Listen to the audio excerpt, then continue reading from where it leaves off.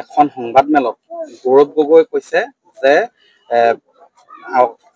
কংগ্ৰেছ নেতৃত্বক সমালোচনা কৰি নাথাকি মিত্ৰতাৰ সন্দৰ্ভত যিবোৰ নীতি আছে বা মিত্ৰতাৰ যি পৰম্পৰা আছে সেই পৰম্পৰা মানি চলক।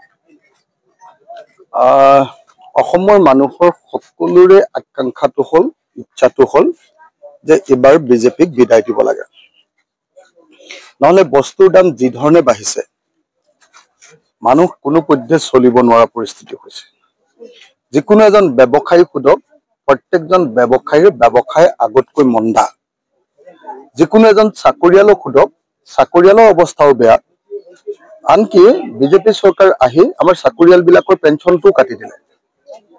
নিউ পেঞ্চন স্কিম কৰি আমাৰ পুৰণি পেঞ্চনটো নাইকিয়া কৰি দিলে। সেইকাৰণে সকলো জাতি, সকলো জনগোষ্ঠীৰ সাধাৰণ ৰাইজ, ২ নম্বৰী দালাল কেইটাৰ বাহিৰে সকলো ৰাইজে এতিয়া বিচাৰিছে যে বিজেপিৰ পতন হওক আৰু অসমত নতুন চৰকাৰ হওক আৰু নতুন চৰকাৰে অসমখন নতুনকৈ গঠন কৰক। সেইকাৰণে আমি সকলোবিলাক বিৰোধী দল ঐক্যবদ্ধ হোৱাৰ পক্ষত আছো আৰু থাকিম। ৰাইজৰ দলে সকলো বিৰোধী দল একলগ হোৱাৰ পক্ষত আছে আৰু থাকিব। আমি যিদিনাই আমাৰ ভিতৰত ঐক্যবদ্ধ হৈ যাব, আমাৰ ভিতৰত যিদিনাই একতা আহি যাব, আমাৰ ভিতৰত যিদিনাই এলায়েন্সৰ সিদ্ধান্ত হ'ব, সেই দিনটোৰ পৰা আমি মিত্ৰতাৰ নীতি সম্পূৰ্ণৰূপে 100% পালন কৰিম। কিন্তু এতিয়া যিহেতু মিত্ৰতা হোৱা নাই আৰু মিত্ৰতা নোহোৱাৰ আগতেতো মিত্ৰতাৰ সকলো নিয়ম পালন কৰাটো অসম্ভৱ। মিত্ৰতা যিদিনাৰ পৰা হ'ব সেইদিনাৰ পৰা আমাৰ মিত্ৰতাৰ নীতি অৱলম্বন কৰা হ'ব আৰু সেইদিনাৰ পৰা আমি ঐক্যবদ্ধভাৱে আগবাঢ়ি যাম।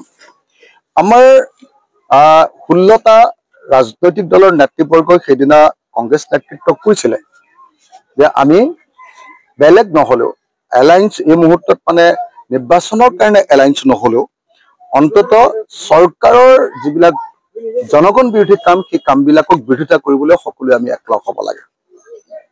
কিন্তু তাৰ বিপৰীতে আমি দেখিলো যে সেই কথাটোৰ উত্তৰ সাংঘাতিক ধৰণে দেৱব্ৰত শইকীয়াই নিগেটিভলি দিলে।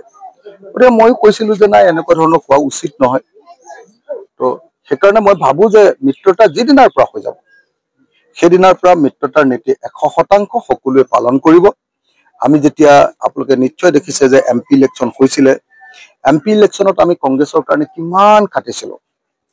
আজি গৌৰৱ গগৈ জয়ী কৰাৰ ক্ষেত্ৰত, আজি প্ৰদ্যুৎ বৰদলৈ জয়ী কৰাৰ ক্ষেত্ৰত, আজি ৰকিবুল হুছেইন ডাঙৰীয়া জয়ী কৰাৰ ক্ষেত্ৰত আমাৰ যি অৱদান আৰু আমি মিত্ৰপক্ষৰ পক্ষত যি ধৰণে কেম্পেইন কৰিছিলো, কষ্ট কৰিছিলো, সেইটো অতুলনীয়। গতিকে মই ভাবো যে আমি মিত্ৰতাৰ ধৰ্মটো বুজি পাওঁ আৰু যিদিনাই মিত্ৰতাৰ সিদ্ধান্ত হ'ব সেইদিনাৰ পৰা মিত্ৰপক্ষৰ বিৰুদ্ধে এটা শব্দ নোকোৱাকে আগবাঢ়ি যাব। কিন্তু যেতিয়ালৈকে মিত্ৰতাটো কমপ্লিট নহয়, মিত্ৰতাটোৰ সিদ্ধান্ত নহয়, তেতিয়ালৈকে নিশ্চিতভাৱে কিছুমান প্ৰশ্নৰ উত্তৰ দি থাকিব লাগিব। আপুনি বিচৰা বাতৰি পাব কেৱল নিউজ 18 এপত। নিউজ 18 এপ ডাউনলোড কৰিবলৈ স্কেন কৰক এই QR কোড। গুগল প্লে ষ্টৰতো পাব এই নিউজ 18 এপ।